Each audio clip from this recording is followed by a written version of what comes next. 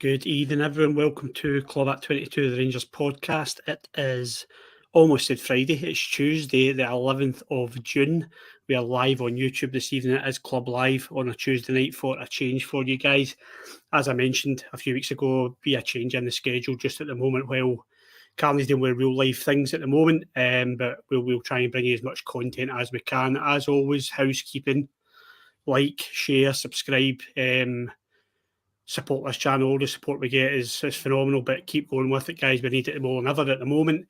And just briefly on the last post, I know Scott Carney passes on his thanks to every single one who's put the support in for him, and the messages he's received. I think he's a bit overwhelmed by, but he's dealing with real life issues. We're all behind him, and that's as far as we'll go with that one at the moment. We're here to talk about Rangers, and as always, he gets appearance fees. I don't get paid for this, but I think this man gets appearance fees because he cannot get enough of this podcast. He's not like me and he takes a holiday whenever he can. It's Mr. Ali Pearson. Ali, just me and you at the moment, but we might have a wee special guest in a couple of minutes. Yes, we will. Nicky's got technical difficulties, which, to be fair, we always have something like that in this podcast. Me and Carney done one the other last Friday or something, the Friday before. And my laptop went black during it, so there's always a wee blooper. But yes, I have been holding this podcast together. I will be taking the lion's share of the money from all that in terms of appearance fees.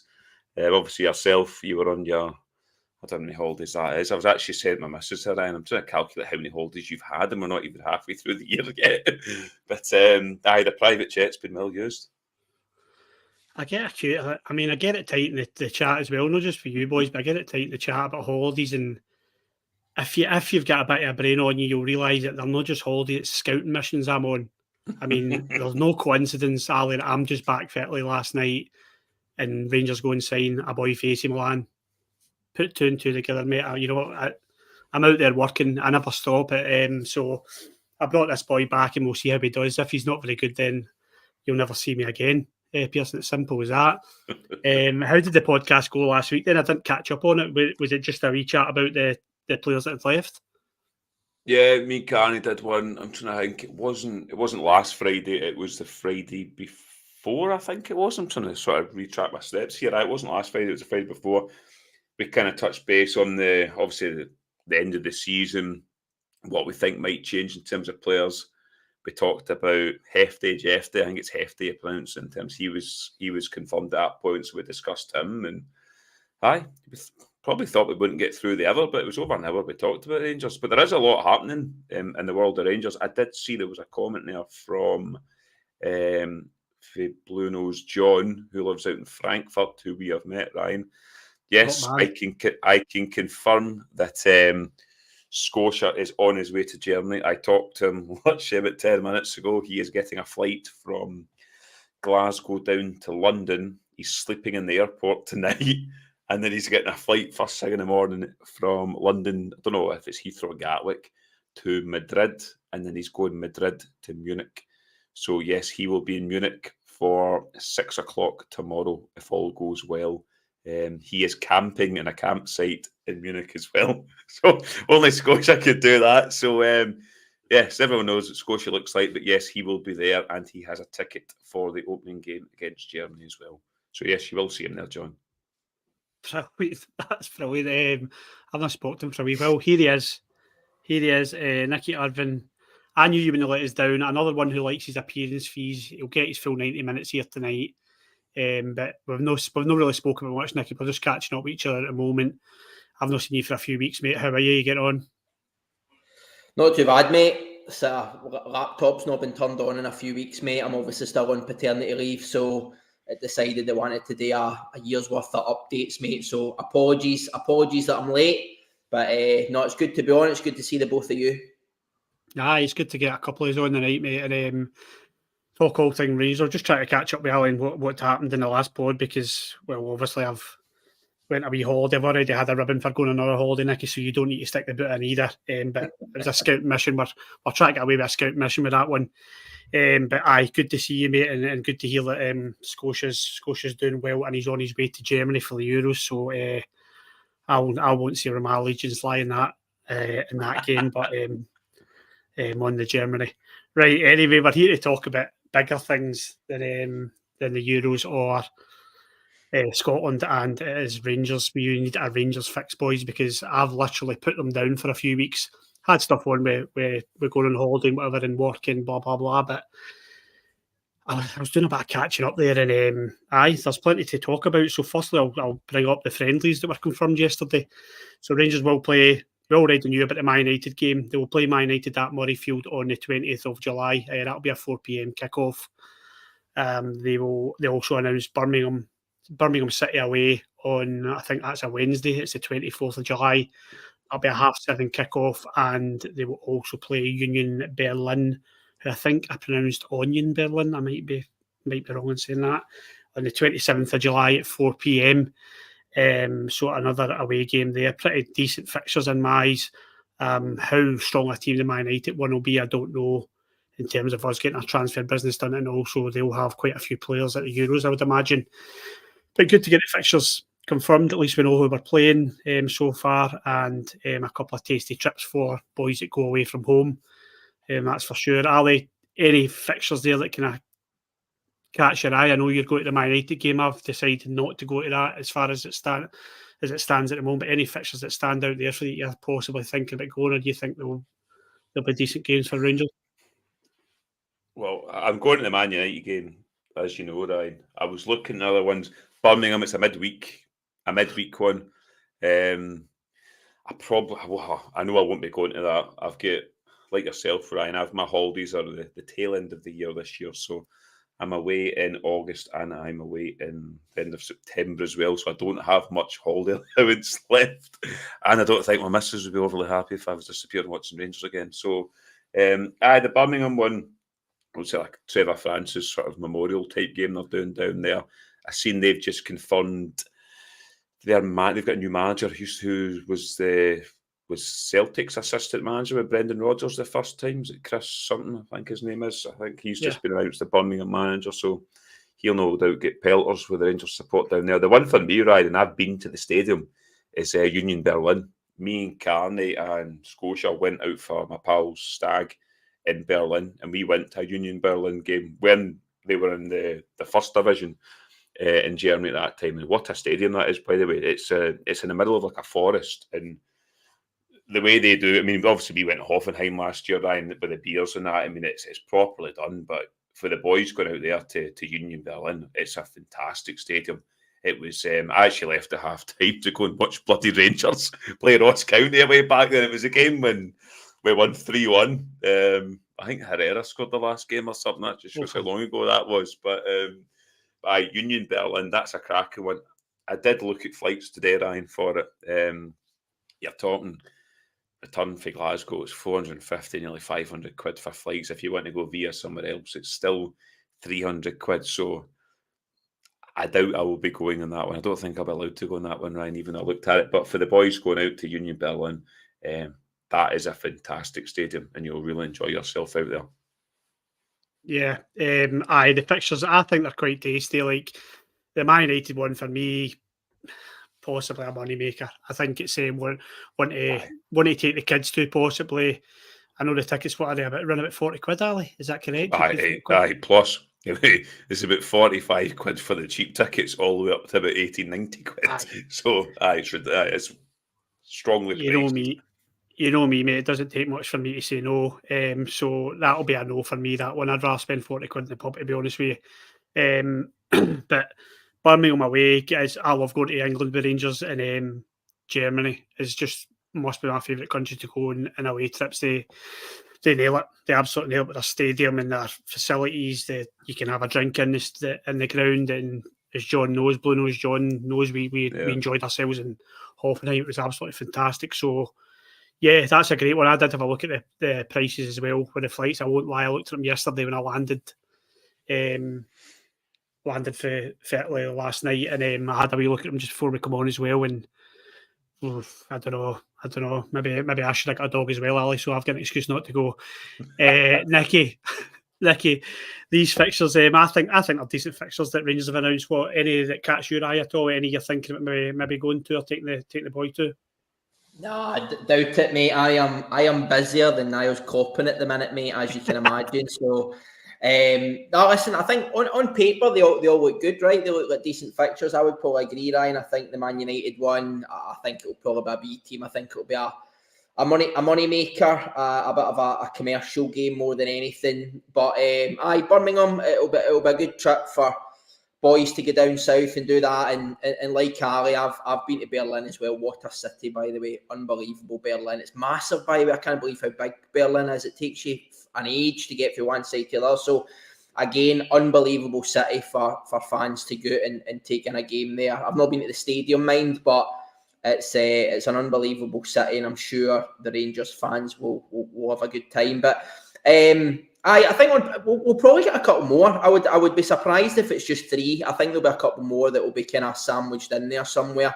But I'm not that arsed about friendlies, being honest. I'm really not. But I think this year there's maybe a wee bit of something extra to them. I think, given the amount of activity that I'm sure we'll come on and chat about, it sounds as though we're going to have a barrel load of new bodies and this will be one of the first opportunities probably to get our eyes on a handful of them. So, no, I think they carry a wee bit extra weight this year, I think, as well, because it's the first time that Clement's had probably an extended period of time, other than maybe the winter break, but an extended period of time to actually work with the players. And I can remember last pre-season, right at the start of this season, and scratching my head a few times going, this doesn't look great.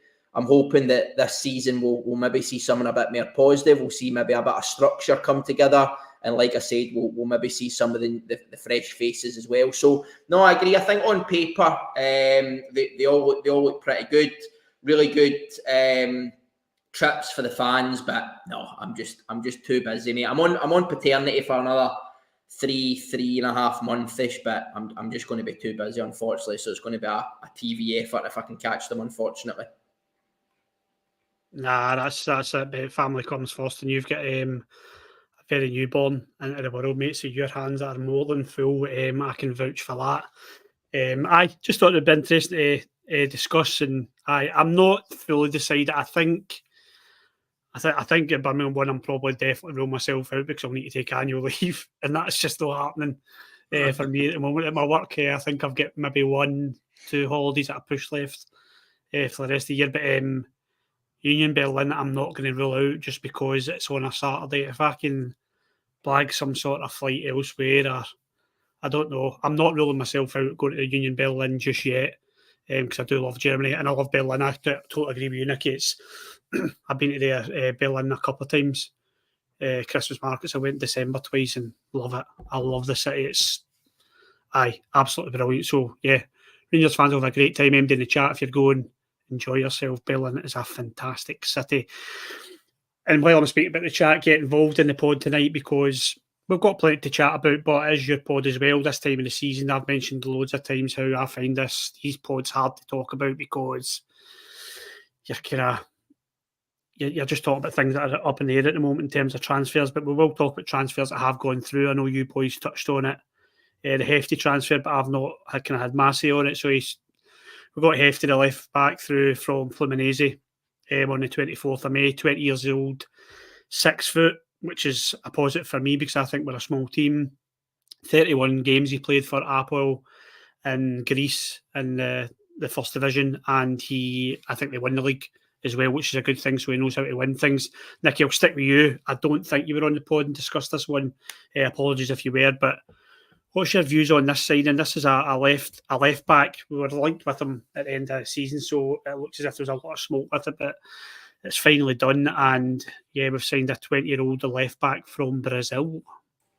Yeah, I think, we spoke about him very briefly, didn't we? Because, these rumours first circulated back at the January window, didn't they? And I don't know what happened. Was there a bit of a challenge between Apoel and his kind of home team as to why we maybe never managed to get that over the line back in January? But he's here. It was probably one that I expected. It was one that I thought we would revisit.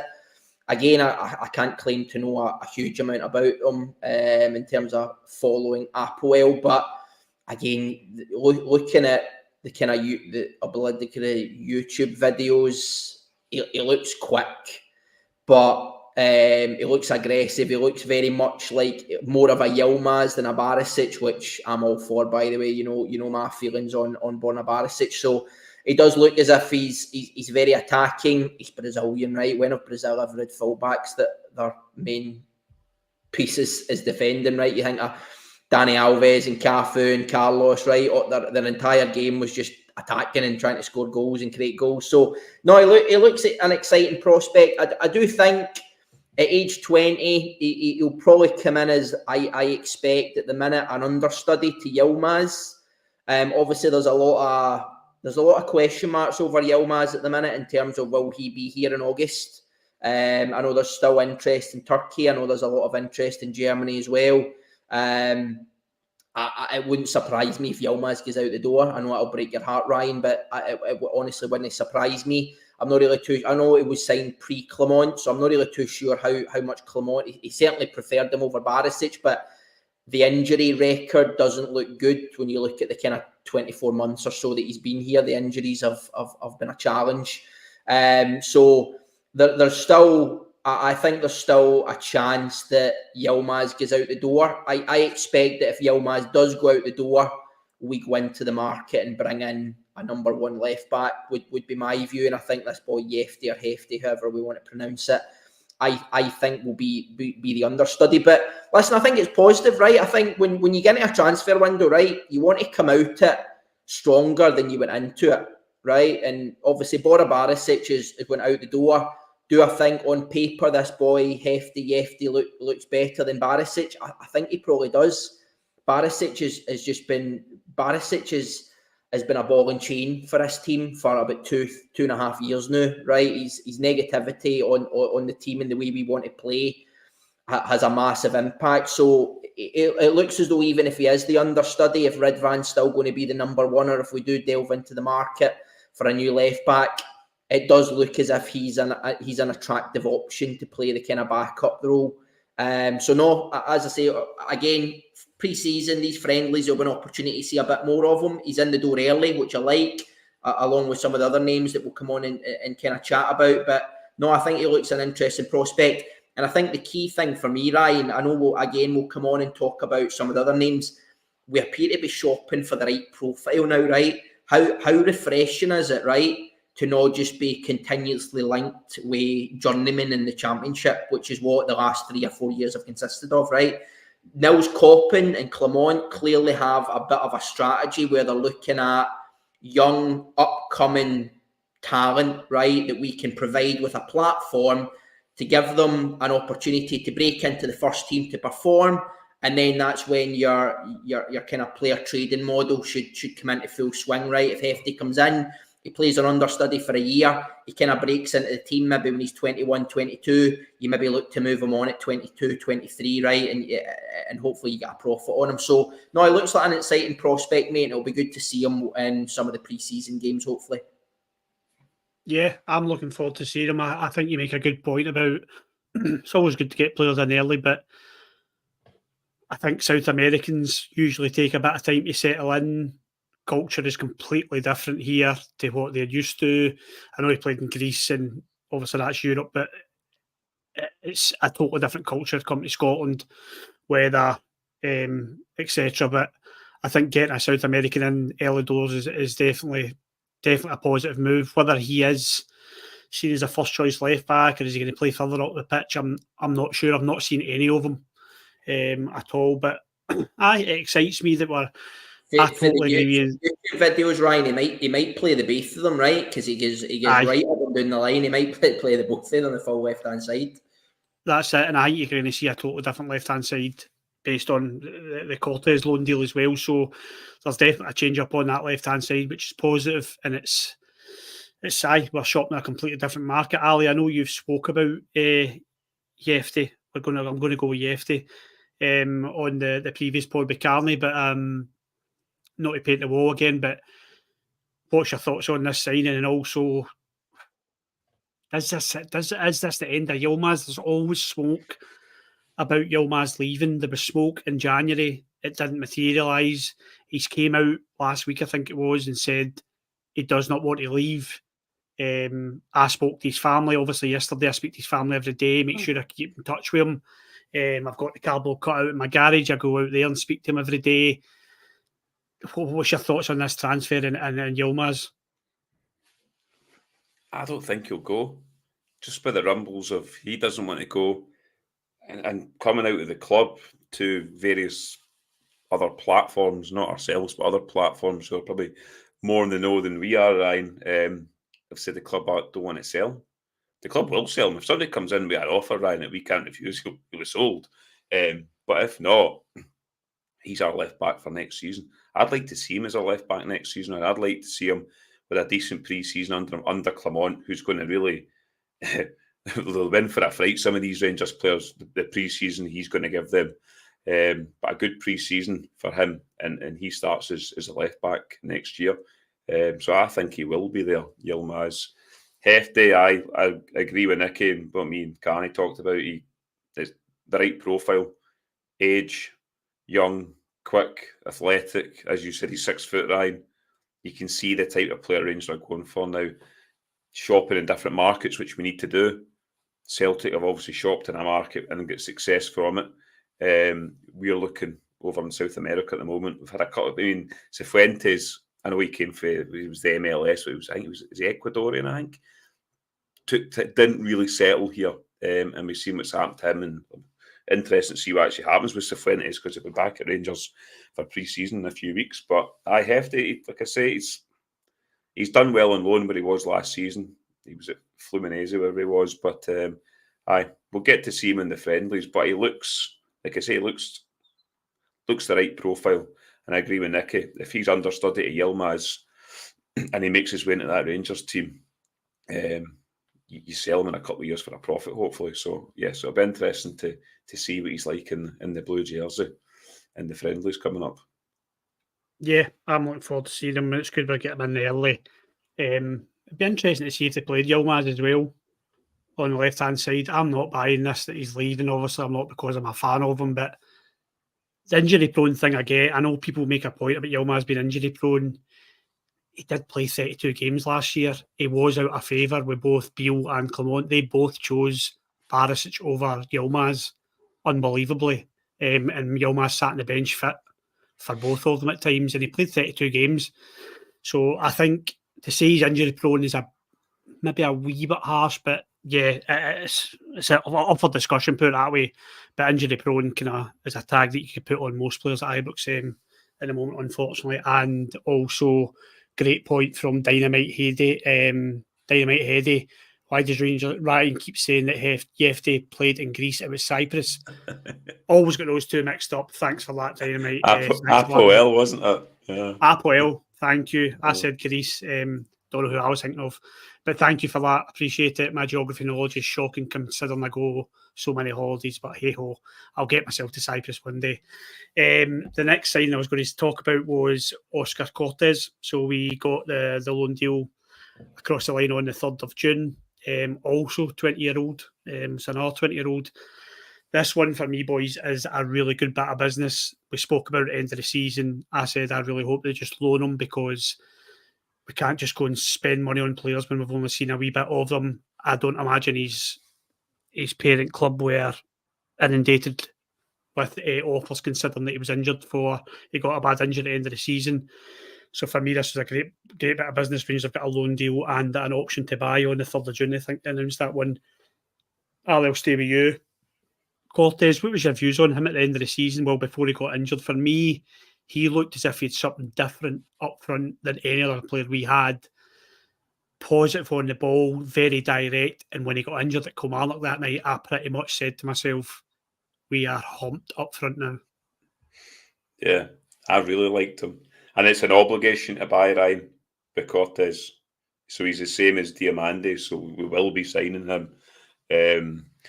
Interesting to know what the actual fee is. I know they were looking, I think it was the Lonzies came, I know they were looking to recoup their $4 million for him, so it'll be interesting to see what Rangers agreed. But the loan deal's sensible. That was what I was pushing for him, because he's been out for so long. But when I seen him, Ryan, he looks the type of winger you want. Young, quick, can take a player on, can shoot. I mean, that goal he scored against Hearts at Ibrox, Ryan, the way he just passed the ball into the back of the net, he looked exciting, got you off your seats, and it was just the way our season went last season, and it had to be Kilmarnock's Park as well, which will be disappearing very soon, obviously, with the rule. I know they were digging up anyway, but to get him injured, I agree with you, Ryan, it knackered us.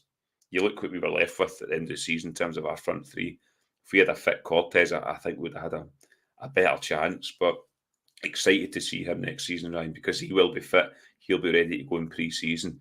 And it might put the end to, and we've discussed this, to Sima, because Cortez, we thought he was going to play in the right. He came in, played in the left, obviously, because Sima was injured, but it'll be interesting what happens with Sima. I know Brighton are getting a new manager, so he'll obviously want to have a wee look at him first, but I'm excited about Cortez. Out of all the players we've signed so far, Cortez is the one I'm most excited about. Yeah, same. I liked Cortez just because he had that something different. We were very predictable up front at times last season, and Cortez for me showed something completely different.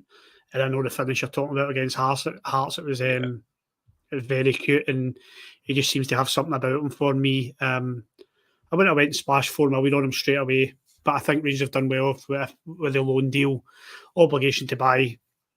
So be it, but hopefully he turns into a good signing or a good loan signing to start with, because Sima was, for me, he was a successful signing. We just got unlucky with that injury. I don't see signing him just because of the price tag, though. I think if they look for 6-7 million or something for him, I don't see that happening. Nicky Cortez, I think that again, painting the wall, but it's a clever bit of business by Rangers. What were your views on him when he played the Rangers at the end of the season before he got injured? Similar to you guys, I thought he looked really good. Raw, aggressive, kind of South American as well. I think he lit up, what was it, the Under-20s World Cup about a year or so before he got his big move to Lens. I think he lit up the Under-20s World Cup for Colombia. So, no, like you, Ryan, as soon as we get him injured, I thought we were in trouble here, because Sima was obviously out at the time. Matondo, who's not great, right, but even then was kind of in and out the team. We were left with nothing. We were powder puff, and that's been our problem for a few years now, right? We've kind of been toothless up top, and Cortez looked as if he was giving us something a wee bit different. I like as well what you guys have already said, how direct he is. I think he is very raw at the minute. You can see that in his play, but you think he's, 20 years old?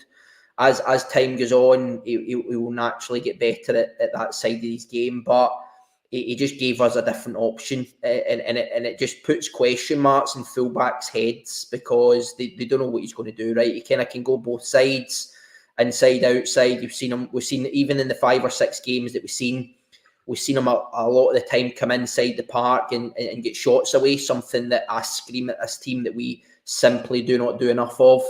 Obviously, the Hearts goal was very similar to that. He kind of came in on his right foot, but we've seen him go outside as well and get to the byline. So, no, he was, and I probably agree as well. I think it was a very sensible deal that Coppin and the guys have worked out. I think I did think he would come back, because I think obviously Danilo is very, very vocal about sharing his kind of recovery. He seems to be doing a lot with Cortez and around kind of Ibrox and up at Auchenhowie. So I did think it's a bit weird that he stayed here. We've maybe done something that says, listen, we'll do his recovery on the assumption that he comes back the kind of following season. We get another look at him. So, no, I think it was sensible. I like you guys, probably wouldn't have been happy if we just went out and paid 3 or 4 million. Obligation to buy, maybe you'd be better with an option, just in case. You don't know what kind of impact the injury he's going to have. He obviously never really settled in France. He looked good in the kind of short time he was here.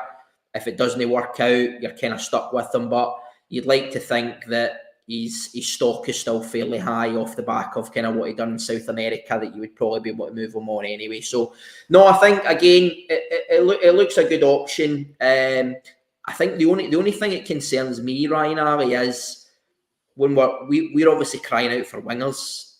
We appear to be constantly looking at the left side again. Why are we not addressing the right wing? I can't understand it. Obviously, we'll come on and talk about another target in a minute, the boy for Bayern Munich. It looks like another boy who was on the left-hand side. I've heard a lot of people talk about Cortez, and actually he's played on the right-hand side.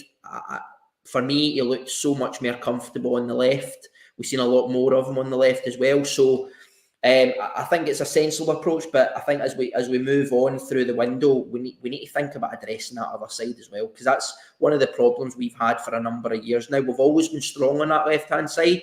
You think about Ryan Kent and Sima and obviously Cortez, etc., but we've failed to address the right-hand side since Daniel Candace left. And let's face it, Daniel Candace was never anywhere near good enough, and we've still not addressed it. So I'd like to think that we'll put a bit of focus maybe over that side later on in the window.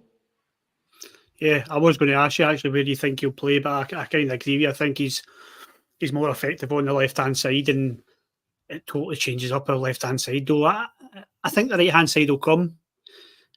A lot of that will be to do whether certain players exit the club or not, because that right-hand side could be a huge shift, a huge change next season if the captain goes. So I think a lot would depend on that. But yeah, the left-hand side can be completely different next year, and I am very excited for it. But it is halfway through, guys, and it is time for a word from our sponsors, Manscaped. This Father's Day, trust the leaders in men's grooming and our podcast sponsors, Manscaped. Our friends at Manscaped have crafted the total package for your old boy's special day.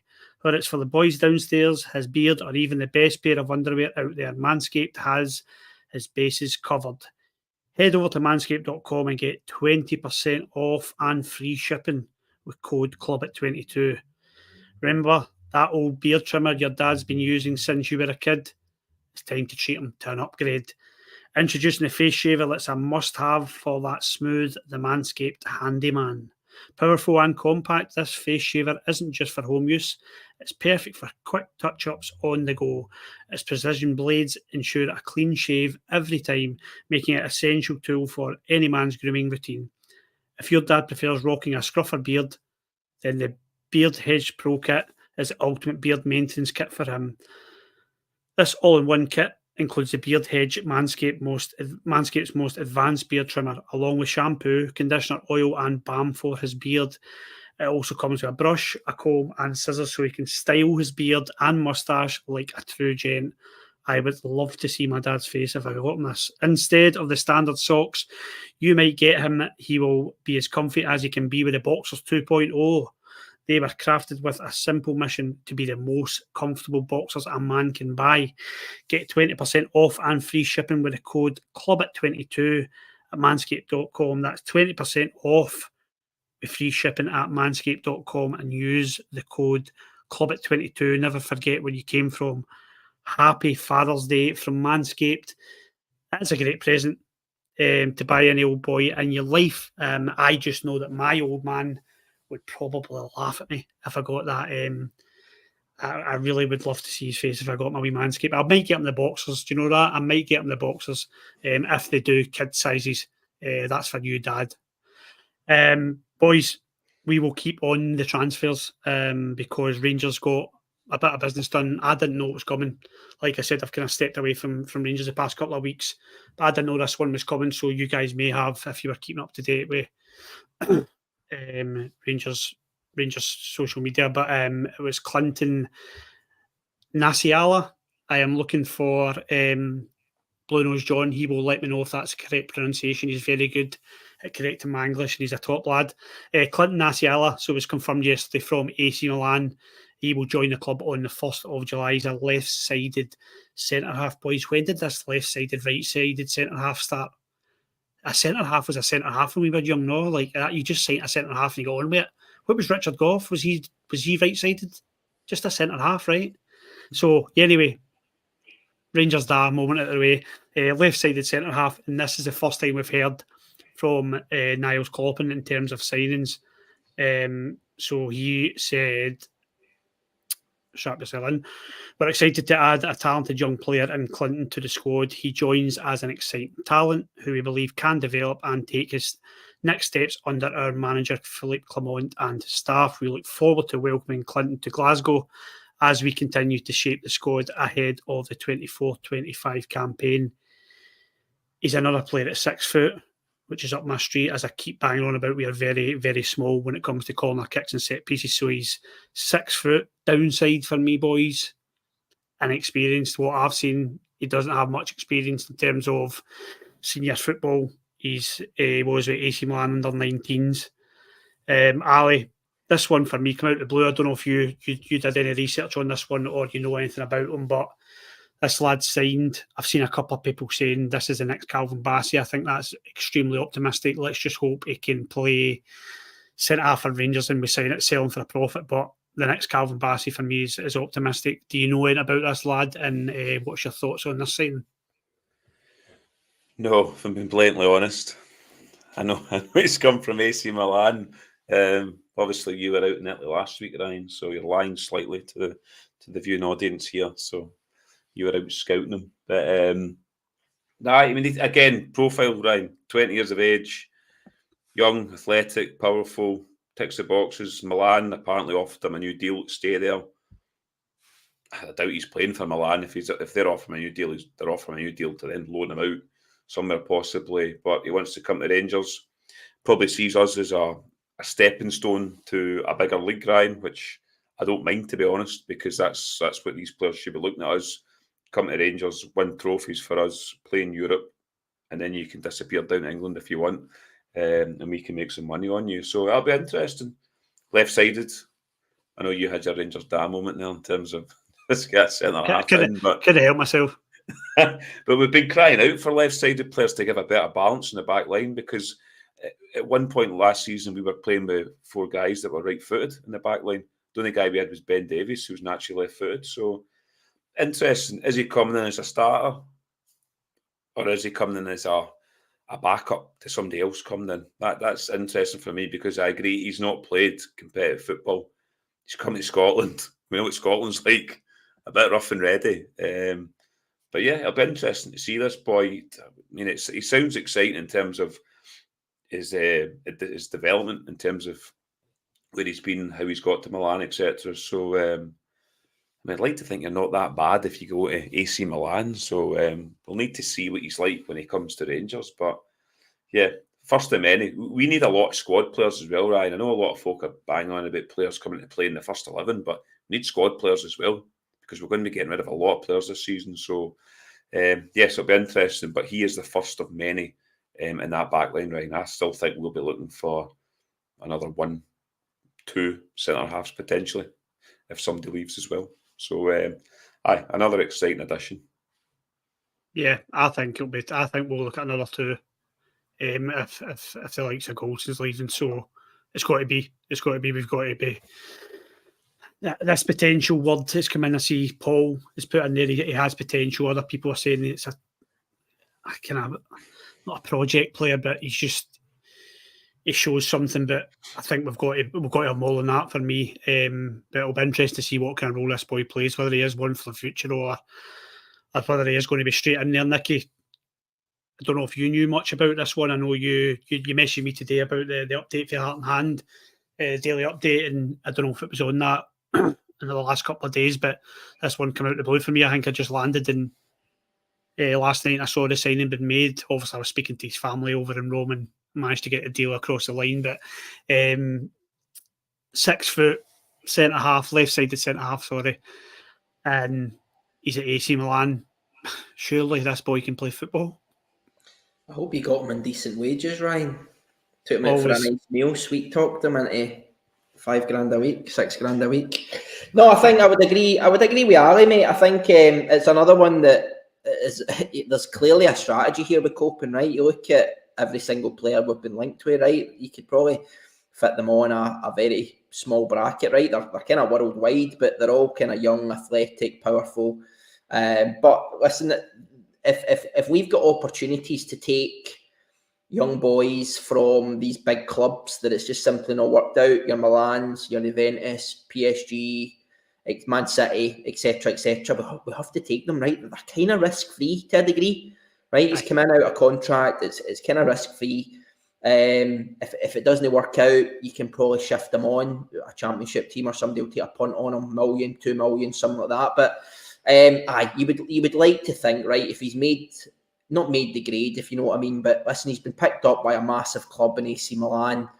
From what I hear, he was a kind of mainstay in there. I don't know if it's their B team or their under-21s or whatever it is, right? But he was a bit of a mainstay in that. I think they also went far in some of the UEFA competitions as well, and I think he was their main centre back. And I would agree with Ali. I think he gives us that balance. I think back in the day, right, you didn't have left and right because all centre halves done was header the ball or punt the ball up the park, right? But the way football has moved on, mate, we obviously we all want to play out from the back, right? We'll watch Pep Guardiola, right, and everybody goes, I want a piece of that. So, yeah, Ali's right. There was periods where we had 4 people in our back line that were all right fitted. It just totally offsets your balance. So it would be very good to see left back with a left foot, left centre back with a left foot, and the flip on the kind of right centre half and right back. To answer the question on whether I think he'll be a starter, I'd be quite disappointed if he's a starter, to be honest, right? I think, honestly, I don't mean to bring a bit of a downer to the pod, right? I think, see, if we're serious about winning leagues and winning cups and going far in Europe, we need to spend money in the centre-back, centre-mid, centre-forward. It's as simple as that. The spine of your team is weak. Like, the spine of your team is weak. We need to spend money, and hopefully we'll get some funds, right? You look at Ben Davies potentially out the door. The guys on Heart and Hand. They did say this one came out the blue, to be fair to them as well. So even they didn't look as if they were in the know. They did say that this one's completely come out the blue. But Connor Goldson, they did mention as well, it's looking more likely. I'm not saying it's a done deal, but it's looking slightly more likely than it was maybe 2 or 3 weeks ago that the Saudi interest in him and Tav is not going away. So you'd like to think that we get a bit of funding for Goldson. I think Ali spoke about this a lot. There will be a market for Ben Davies. Championship clubs will jump at him. You can get 2 or 3 million for Ben Davies. We need to reinvest that. So I think this boy, probably comes in again as a bit of the understudy to whoever our left centre-back is going to be. No disrespect, I hope it's not going to be John Souttar moving forward, to be honest. I would like to see us go into the market and spend a bit of money. I think if we're serious about winning titles and winning cups, I think we need, unless you're very, very lucky in the market and you manage to pick up a gem who's going to a contract, but these players are rare, Ryan, right? If you want top quality players to come in and play centre half, play centre mid, play centre forward, right up the spine of your team where you're successful, you're probably going to need to dip your hand in your pocket. So I do think this boy will probably be an understudy. I still think that if Connor Goldson and Ben Davies goes, it leaves you with Souttar, Balogun and this young boy, Leon King. Nobody really knows what's happening with him. There's a lot of talk about him developing into a defensive mid, potentially. I don't know. We need to be getting into the market for another 2 centre-halves if Goldson and Ben Davies walk out the door, mate. Yeah, I think you make a good point about Leon King there. I think it probably spells the end of Leon King's time at Rangers, because the time he played, the amount of minutes he got under Clement were few and far between. If you're now going to the Italian market for a young player to either, whether he's a starter or whether he's a project, to bring him in doesn't look good for Leon King. So I would imagine he'll be probably been asked to find another club. So time will tell with that one. But yeah, that was the last signing I wanted to speak about. We're linked with another couple, and I think they're worth speaking about. We'll do this throughout the summer, guys. I know we're going to try and get back to Friday night as much as possible. I know it suits a lot of people, a lot of subscribers, a lot of fans of the pod. We'll try our best to get the Friday nights as much as possible. At the moment, like I said, with availability, with Mr. Carney got personal life going on at the moment, things will be different, so just bear with us. But we will try and get back to Friday night and discuss the transfers as much as possible throughout the summer. But moving up the park a bit, we have been linked with one who, it was yourself, Nicky, who raised my awareness about this one. It's Damien Garcia, Uruguayan centre mid. Correct me if he doesn't play in Uruguay, please. Atletico Peñarol. I believe he plays for, and I think they are second at the moment. You can tell I went on Wikipedia just before I come on the pod and did my research, guys. Uruguay, a country I've not been to yet. I did watch this guy on YouTube, I always say I'll never do this. I did it. I watched him on YouTube. He looks like an Iniesta. What a nightmare. But I think one thing that is for sure is this boy's 20 years old as well. We like 20-year-old boys, that's for sure. But one thing that highlights to me is we are, without a doubt, Nicky, I'll stay with you, we're shopping a completely different market here. This is Niles Coppin. It's got him written all over it. Uruguay, I believe this Garcia boy won the Under-20s World Cup with Uruguay. This Coppin, this is coming off his list by the looks of it. A young boy who's looking to make his name for himself. He's a winner already, in my opinion. If you win the World Cup, that's different from winning a league title or something at that level. If you win the World Cup, you're playing a very good team. Have you looked at this boy on YouTube, and do you think he's going to go to Barcelona the next Iniesta? What I've seen. Oh, I think we'll break the Scottish transfer record in a few seasons with boy, 100%. No, I think again, I talk a lot about the spine of teams. I was crying out for a centre mid in January. We got one in Diomande. I think we need the 6 now.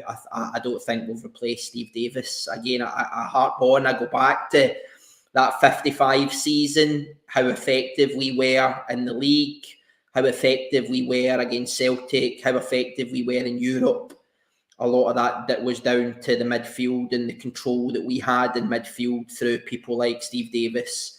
Ryan Jack as well was integral to that team. Glenn Kamara as well, being able to take the ball, being able to play under pressure, being able to play through a press. So I think I'm not surprised that we're looking at the 6. Obviously, Lundstrom's went out the door. Ryan Jack has also walked as well. We've never really replaced Steve Davis, as I mentioned. So, yes, he, again, I don't watch Uruguayan football. I'm pretty sure it is out there that he plays. But, again, for anybody who watched that Under-20s World Cup that highly rated, I think, Cortez, who was also very good at it, this boy's name was one that comes up quite a bit as well.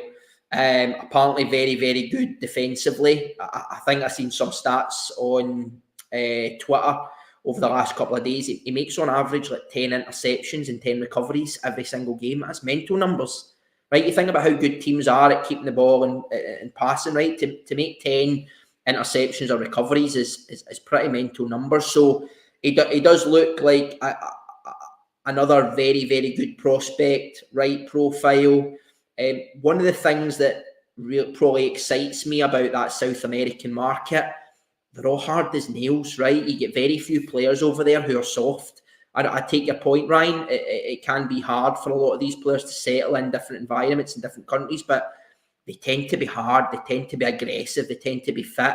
And while Celtic, I don't think, are a big physical dominating team, Ali harps on about this point all the time. They've bullied us in centre mid for about 2 years now. They've bullied us, right? Hatate's not a big boy. McGregor's not a big boy. O'Reilly is not a big lumpy boy, but they run over the top of us, right? We have been crying out for legs, dynamism, aggression in the centre of the park for 18 months, 24 months now. Diomande looks as though he kind of provides those legs. I thought he was very effective in the semi-final. Raskin, I'm not really too sure he looked good as well, but this boy Garcia, again, you hope is another one who's young, he's athletic, he's fit, he's aggressive. He maybe comes in and plays that 6. And what I think will happen, Ryan, I think the Heart and Hand boys mentioned this as well, and I think this will I think what we're doing at the minute, Ryan, is we're kind of shopping in that market where we're looking at the young people we can pick up just now. I think what will happen, mate, is it will probably go pretty quiet across the Euros.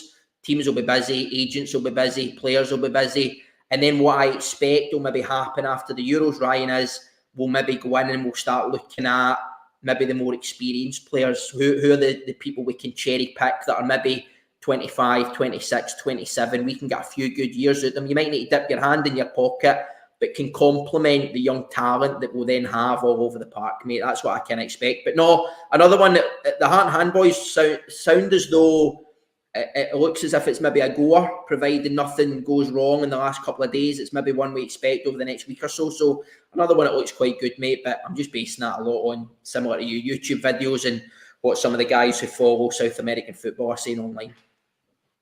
I stupidly had 5 minutes spare and I looked him up on YouTube. I'll never do it again. Literally got excited and thought, throw the money, whatever you need to do to get this guy here. But no, let's see with that one. As you say, credit to Heart and Hand Boys, and they've mentioned it on the daily update. So let's see if that one goes through. But he's a centre midfielder. Ali, I don't know if you've had a chance to look at him or looking about him.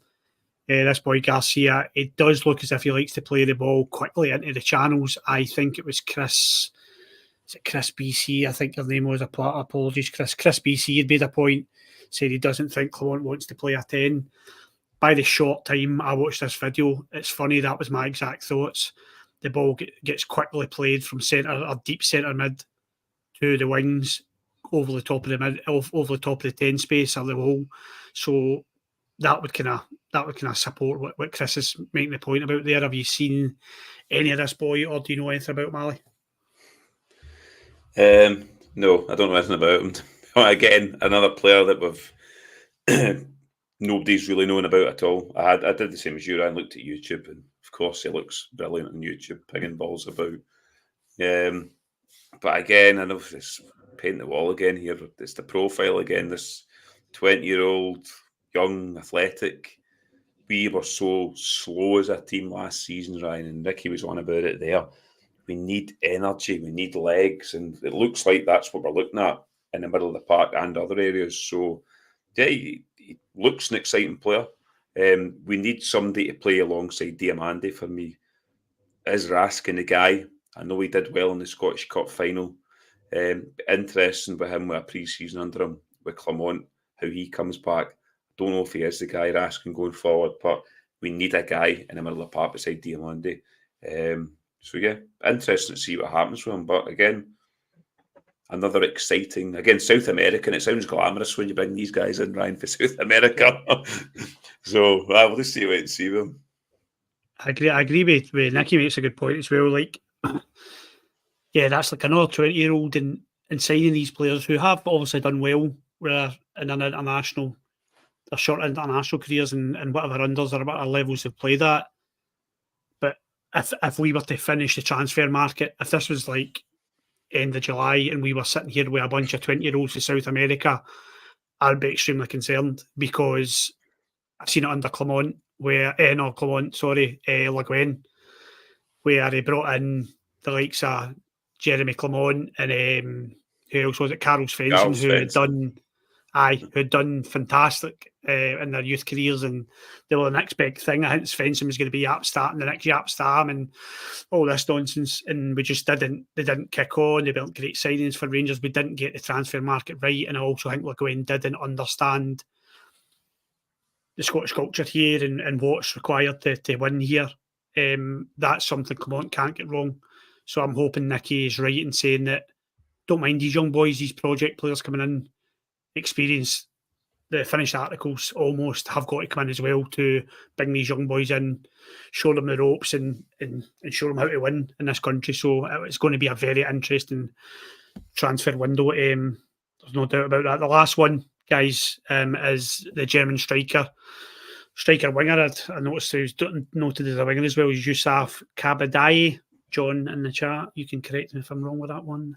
Bayern Munich, Bayern Munich striker. He was loaned to Schalke, played 23 games for them, scored 4 goals. Not fantastic figures, but I really don't care what you do before you come to Rangers as long as you do it in a blue shirt. Another 6-foot player, Tick. This one sounds close, Nicky. Again, the Heart and Hand Boys are saying that this one is in the pipeline. I think this one sounds as though it's probably close on the Garcia boy. There's a lot of noise on Twitter at the minute that this will be done. Again, it's very similar to the boy from AC Milan, right? You're almost gambling on the fact that he's been picked up by one of the powerhouses of Europe. He must have someone about him. He's maybe just not got enough to break into that elite sort of team. Maybe the same as Tillman, right? Tillman was much the same, right? Probably couldn't get into the Bayern Munich team with maybe 1 appearance or 2 appearances maybe before he came to Rangers. Wasn't really sure about him, didn't have anything electrifying about him in terms of stats, but Tillman was great, right? You look at the numbers that Tillman returned for us, right? There's an argument about maybe went missing in certain games, but his return was brilliant. So I think if you look at the boy, for his Schalke numbers, I agree, Ryan. I don't think they're overwhelming. But you just don't know. The thing for me is, again, I've looked at the YouTube videos, I've looked at the profile online. It looks like a left wing. I think if you sign him and Cortez, does that completely put Sima dead in the water? Because you've then got two people signed on the left-hand side. I don't know. Maybe they've got plans to put Cortez right, or maybe this boy right. I'm not really too sure, but it does sound like it's close. It doesn't sound like there's a lot of risk. I think we're talking about €1 million. What's that? 800 grand, 900 grand, something like that. So again, see if you've got Bayern Munich on your CV, there'll be suitors looking for these boys, right? You'll be able to punt them again. So there's probably a little risk there. If it doesn't work out, you'll probably get an opportunity to move them on back to Germany or down south or maybe somewhere else in Europe and get your money back, if not a slight profit. But yeah, listen, he can't be any worse than Scott Wright, can he? So let's wait and see. There's Scott Wright getting in the heck. That was wrong. I didn't see that coming. That's good. Ali, I always say good things come in small packages due to my, below average kind of short legs I've got. But another 6-footer would be very welcome, especially because we set pieces now. Yeah, again, ticks the boxes of profile of player we're looking at. Did well at Schalke last season. I know they were in Bundesliga 2. They're not in the top league, but still a big team, Schalke. So, he did well there, apparently. So, I think it'd be interesting to see. Well, there's going to be a lot of change, Ryan. Before we start bringing other players in, players we might be spending decent money on, we need to get players out the door first. Your Hadjis, your Lammers, potentially Dessers, Scott Wrights, Cantwell. I mean, if you get through them all, there's umpteen them. Tav, Goldson, there's a lot of them. I know we've moved guys off that are their contracts have expired, but when it comes to the 1st of July, whatever it is, and you can actually move players, it'll be interesting who leaves Rangers. I think there'll be a lot of players leaving Rangers, Ryan. So, yeah, it's exciting to see these guys come in now, but he ticks the box for me, but will he be a starter? I don't know. Like I said, we need squad players to fill, but not just guys to sit on a bench, guys that can come in and do something. 2 players for one position, that's what we need. So, it'll be interesting, but there's a hell of a long way to go because this Euros is on. Once that ends, the big teams start buying and then it trickles down to us. So, there is a long way to go in this transfer window, but I will be linked every man their dog. So there'll be a lot to talk about in our podcasts until the kick-off. If you didn't like this podcast, you're not going to like them for the rest of the summer because this is literally what it's going to be like. A conveyor belt of names and the amount of names will say that it's the deal's close and it will not happen. I think it will die off a wee bit though. I think Nicky's right. Probably with the Euros and whatever, it will die off a wee bit, but it's certainly been quite a quick start with Rangers bringing 3 faces in, and there will be more faces leaving, and it fills me with optimism, boys. I hate getting optimistic with Rangers. You know I'm uncomfortable with it, but I knew, look, Rangers is just exactly what we needed. We needed it 2 years ago, so it's interesting. The market we're shopping in at the moment is extremely interesting, and I'm all for it. I just want to see a totally different look Rangers next season. Garcia is like a Dave Batty. Wow, what a comment that is. I don't know whether that's a good thing or not. A Dave Batty. Oh, he was dirty, Dave Batty, wasn't he? Newcastle and Blackburn, I think it was. Yeah. Interesting comment. And I don't have a blue cup. I've got a green cup here. It's actually a Masters cup because I don't know if I told any. I was at the Masters. Right, anyway, you can tune into that in the Patreon. Guys, we've done an hour. Don't know how we do it. I genuinely don't know how we do it, but we could talk about Rangers for another hour. But I enjoyed that.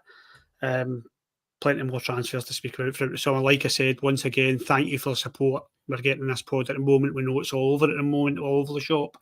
And that's due to availability and things on people's lives.